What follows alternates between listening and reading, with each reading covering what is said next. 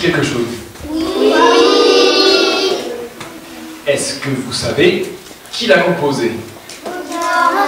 Mozart. Wolfgang Amadeus Mozart. Vous en avez entendu parler? Oui. Il est très connu, n'est-ce pas? Oui. Il est connu. Je crois que c'est le plus connu de tous les musiciens. Non? Tu connais un musicien qui est plus connu que Mozart? Oui. Beethoven. Beethoven, il est très connu aussi. Mais je me demande si Mozart, ça va pas encore au-delà de ça. J'ai l'impression que tout domaine confondu, que ce soit le sport, le cinéma, la littérature, je me demande si on trouve un personnage aussi célèbre que Mozart. Alors pourquoi est-ce qu'il est si connu? Il n'a pas vécu bien vieux, il est mort à 35 ans.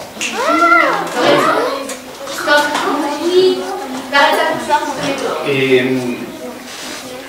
malgré cela, partout sur la planète, quand on pense Mozart, on pense musique. Parfois, on pense aussi à quelque chose d'un peu précieux. On imagine des gens avec des perruques, vous savez, très chic, en train de boire le thé, le petit doigt en l'air. Est-ce que lui était comme ça? Oui. Qu'est-ce qu'il a vécu? Qu'est-ce qu'il a fait pour avoir aujourd'hui une telle renommée? Personnellement, je ne sais pas. Mais je me dis que si son histoire pouvait être aussi belle que sa musique, alors ce serait la plus belle histoire que je connaisse.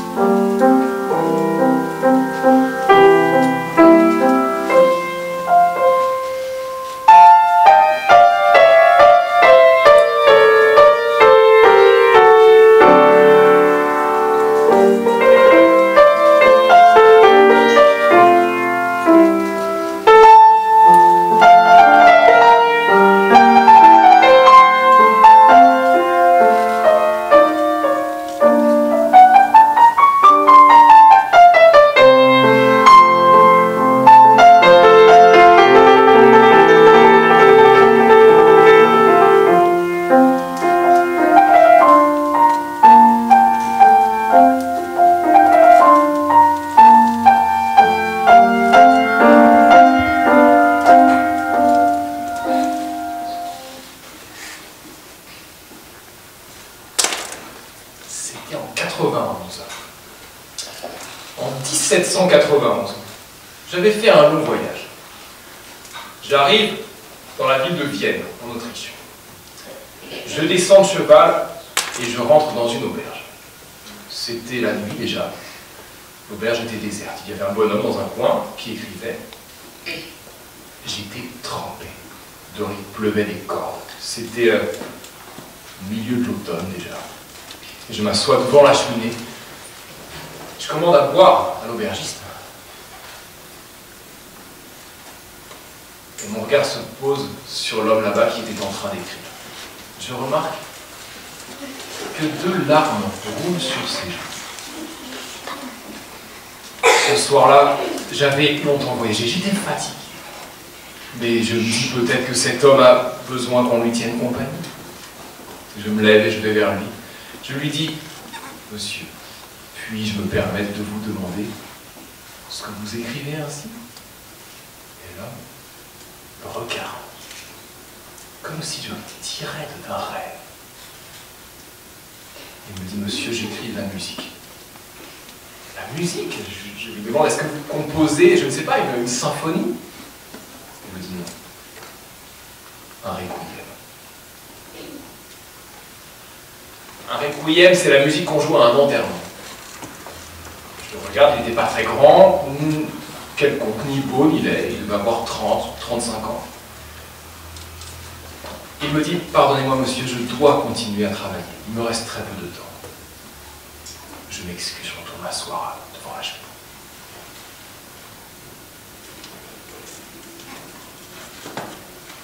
Je ne peux pas m'empêcher de le regarder, je me dis, et si c'était lui? Je me lève à nouveau, je vais vers lui, je lui dis, pardonnez-moi de vous interrompre à nouveau, mais ne seriez-vous pas Mozart? L'homme me regarde et me dit, oui, c'est moi. Mais quelle chance de vous rencontrer! Figurez-vous que si je suis ici, c'est pour venir écouter votre opéra, La Flûte Enchantée. Quelle chance de vous rencontrer! Quelle vie merveilleuse vous devez avoir! L'homme pose sa plume et me regarde. Je lui dis, oui, enfin, vous devez rencontrer des gens extraordinaires, des rois, des princesses. Vous n'avez pas besoin de travailler, vous, comme les autres hommes, pour gagner votre vie. Vous composez de la musique. Mais pardonnez-moi de vous avoir interrompu. Et je retourne une bonne fois pour toutes m'asseoir devant la cheminée.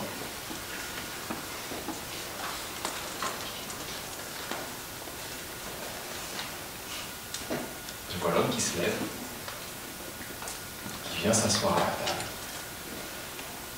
Pendant un instant, on n'entend rien, sinon le bruit de la pluie qui tombe dehors sur les pavés.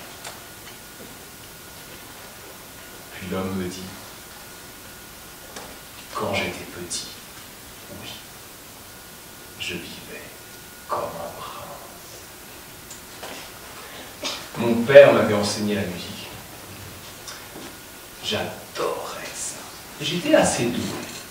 Et avec lui, nous voyagions à travers l'Europe. Nous allions de pays en pays. Nous nous arrêtions dans les palais, les châteaux, et nous étions reçus par les personnages les plus importants. Les rois, les princesses, les empereurs.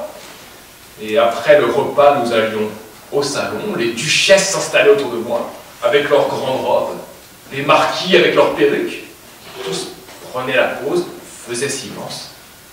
Et sur mon petit clavecin, je commençais à jouer.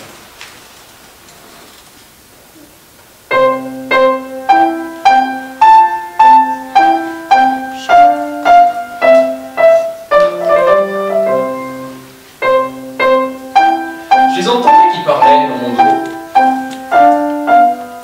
Ils disaient, oh, c'est très joli. Très joli. Enfin, ça n'a pas l'air très très difficile. N'importe quel enfant pourrait en faire autant.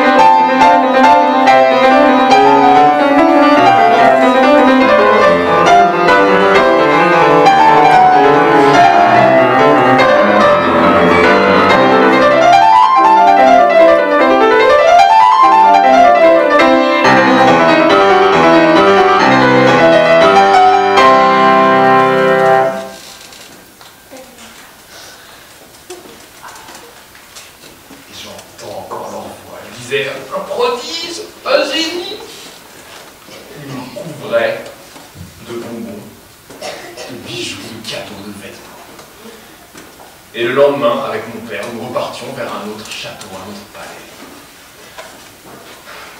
Cette vie de rêve a duré plusieurs années. J'ai eu 7 ans, j'ai eu 8 ans, 9 ans, 10 ans. J'interromps l'homme, je dis attendez. Vous avez voyagé enfant de 6 à 11 ans? Il me dit oui. C'était fatigant, bien sûr. Mais de cette façon, j'ai pu entendre toute la musique qui se jouait partout en Europe. Enfin, jusqu'à ce jour où nous sommes rentrés chez nous à Salzbourg. Salzbourg, à l'époque, se trouvait dans ce qu'on appelle aujourd'hui de l'Allemagne. J'avais 12 ans, et je l'ignorais, mais ce jour-là, ma vie allait changer à jamais. Mon père m'appelle. Il me dit, Wolfgang, tu n'es plus un enfant. Les gens vont se désintéresser de toi. Tu sais, les grands personnages, les nobles, les rois, aiment qu'on les amuse, mais au fond, ils se moquent un peu de la musique. Vois-tu, la seule façon que nous ayons, nous, musiciens, de gagner notre vie, c'est de se mettre au service d'un prince.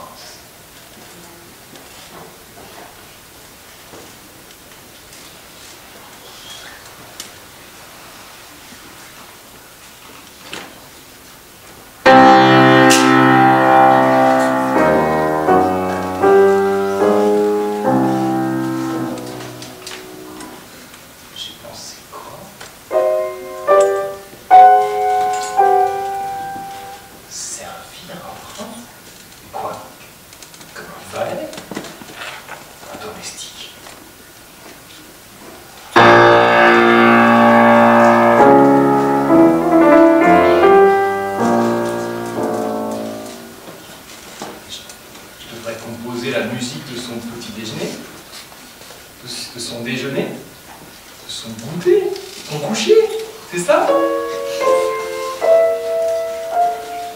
Jamais je veux composer la musique que j'aime. Moi, je veux être libre.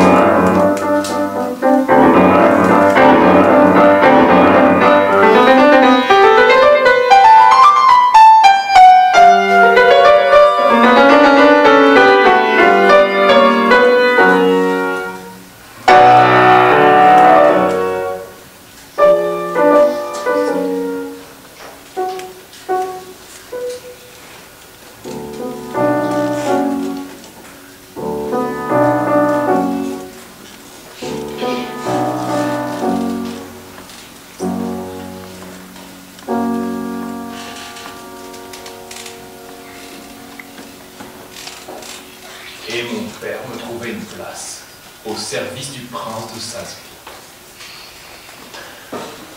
Je devais composer la musique pour les réceptions au palais, les cérémonies. Mais le prince était un vieil homme. Il m'aimait bien. Et il nous laissait encore le loisir de voyager de temps en temps. À cette époque, nous sommes allés en Italie. L'Italie, monsieur, c'est le pays de l'opéra. Avez-vous déjà entendu un opéra? Imaginez, vous rentrez dans une salle de spectacle, devant la scène, un rideau rouge étiré. Vous ne voyez pas ce qui est sur la scène. Soudain, dans la pénombre, l'orchestre, les violons, les violoncelles commencent à jouer.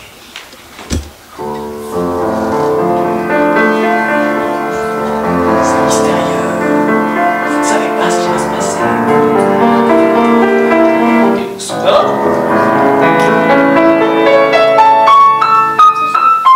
le rideau s'ouvre. Et vous voyez la scène apparaître, les décors, les personnages, les costumes. Et la chanteuse commence sa plainte.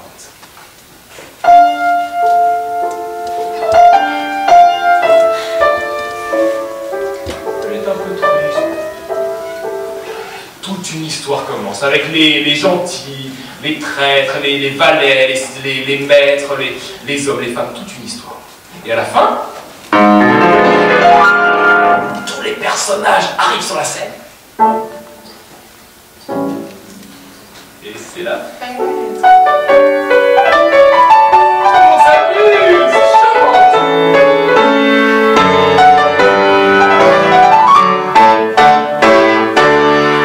Et le rideau se referme. Je n'avais qu'une idée en tête en rentrant chez moi à Salzbourg, écrire des opéras. Moi aussi avec l'histoire, avec l'orchestre, les chanteurs, les décors. Seulement, pendant notre voyage, le vieux prince de Salzbourg était mort. Un nouveau prince lui avait succédé. Je me rappelle de la première fois où je l'ai rencontré. Il nous avait réunis. Il arrive et il nous dit « Messieurs les musiciens », il parlait comme ça, « vous êtes à présent à mon service. Votre musique ne devra surtout pas être trop longue ou trop compliquée. Elle doit être simple, sévère. Et à travers moi, votre musique doit servir Dieu. » Je me disais évidemment, bien sûr que ma musique sert Dieu, mais Dieu nous a mis sur terre pour qu'on soit heureux, pour qu'on soit libre. Quand on s'amuse, est-ce qu'on ne dit pas jouer de la musique? Mais le prince ne l'entendait pas du tout de cette oreille. Je voulais faire quelque chose de nouveau. J'avais entendu tout ce qui se faisait en Europe. Je voulais créer quelque chose qu'on n'avait jamais entendu. Quand je croisais le prince dans les couloirs du palais, il me disait « Monsieur, le musicien, quelle était cette harmonie fantaisiste que j'ai entendue hier soir à la réception ? » Monsieur le compositeur, était-ce un rythme turc que vous avez fait jouer à ma messe? Assez rapidement, j'en ai eu assez. J'ai décidé d'aller chercher du travail auprès d'un autre prince. Je vais voir le prince, je lui dis « Votre Altesse Sérénissime daignerait-elle m'accorder quelques jours de congé pour que je puisse effectuer un petit voyage ?» Il me dit « Refusez. Vous voulez partir, vous n'avez qu'à démissionner. » Qu'est-ce que j'ai fait? J'ai démissionné. Je suis parti. Au revoir. J'avais 20 ans. Et je suis allé dans une autre ville du pays. J'étais heureux. L'avenir me tendait les bras. J'avais la musique avec moi. Et en marchant dans la rue, j'entends d'une fenêtre ouverte, au premier étage, j'entends une voix. C'était une fille qui chantait. Ah, monsieur, la voix. Vous auriez dû entendre ça. Je suis tombé amoureux de la voix.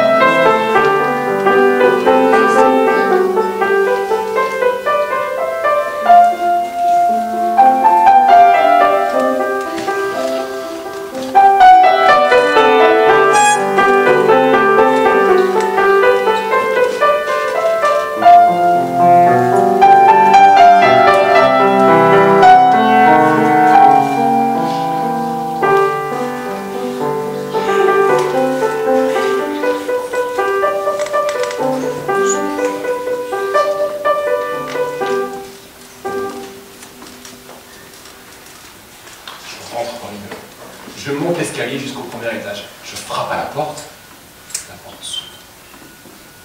Je vois la fille, elle était presque aussi belle que sa voix. Je me jette à ses pieds, je lui dis, mademoiselle, est-ce que vous voulez m'épouser? Nous avons fait connaissance, elle n'a pas dit non, elle m'a seulement dit, avant tout, jeune homme, il faut que tu trouves du travail. Trouver du travail. Moi, du travail. Mais tout le monde me connaissait, j'avais que la rue à traverser pour trouver du travail. J'allais voir le prince de la ville. Il se souvenait de moi, il m'avait entendu quand j'étais petit. Je trouve qu'il avait déjà assez de musiciens à son service. Très bien. J'allais dans la région voisine parler avec un autre prince. Il n'a pas voulu m'engager non plus. À vrai dire, personne dans le pays n'a voulu me prendre à son service. Et alors, tout le monde me connaissait dans l'Europe entière. J'irai en France. J'allais à Paris. À Paris, monsieur, c'était pire. Pour gagner ma vie, j'étais obligé de donner des leçons de musique à des nobles. Vous savez ce que c'est qu'un noble? C'est quelqu'un qui ne sait rien faire de ses 10 doigts. Mais sous prétexte qu'il est par exemple marquis ou vicomte, son propre père était déjà marquis ou vicomte. Quelque part, ils ont des terres avec un château, des gens qui travaillent pour eux, et eux-mêmes n'ont pas besoin de travailler pour gagner leur vie. Ils commençaient à m'échauffer les oreilles. Je suis rentré dans mon pays. Trouver un peu de réconfort auprès de ma chanteuse. Elle s'était fiancée avec un autre homme. Si bien que je suis rentré à Salzbourg sans travail, sans argent, le cœur brisé. Et j'ai été obligé de supplier le prince de Salzbourg de bien vouloir me reprendre à son service. Et tout a recommencé. Monsieur le compositeur. J'allais parler à mon père, je lui disais, il faut que je parte d'ici, je vais devenir fou. Il me disait, Wolfgang, fais très attention. Le prince a eu la bonté de bien vouloir te reprendre à son service. Si tu te fâches avec lui, plus jamais personne ne voudra de toi nulle part. Enfin, un jour, nous avions rendez-vous et je suis arrivé un peu en retard. Nous avions rendez-vous le jeudi à midi. Je suis arrivé à 14h. Le dimanche.